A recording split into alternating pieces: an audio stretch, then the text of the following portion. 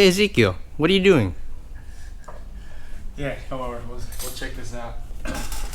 So I have another T50 commission to build.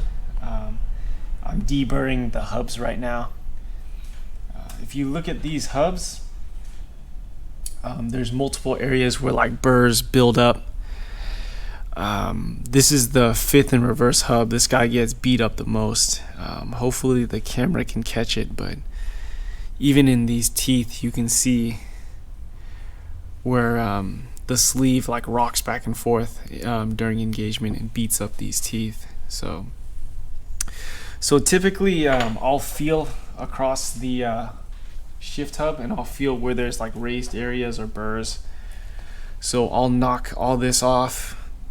There's usually burrs that build up from the sleeve sliding back and forth, so I'll just get my big flat file and I'll run the file across this way.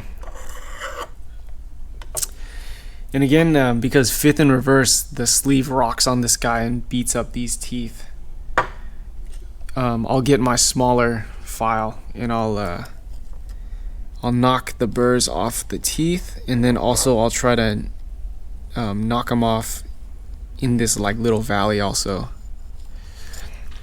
So why is it important that we deburr these hubs? All these little burrs are a liability because if you can imagine, this is all excess metal that goes back into the transmission. And the other thing too is like part of shift quality is how smoothly the slider slides across the hub. So if there's burrs like jamming these two up, that's going to affect your shift quality.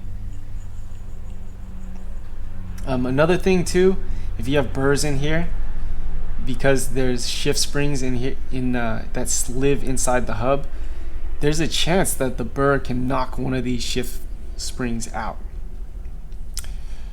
So yeah, that's what I'm doing, deburring the hubs. You should do the same with the shift sleeves also, but cool. Yeah, thank you guys for watching. This has been another Manual Trans Tech video on deburring hubs. Remember to like and subscribe. You can buy merch at cmautohaus.com and check out and considering supporting us on Patreon. Thanks again for watching, you guys.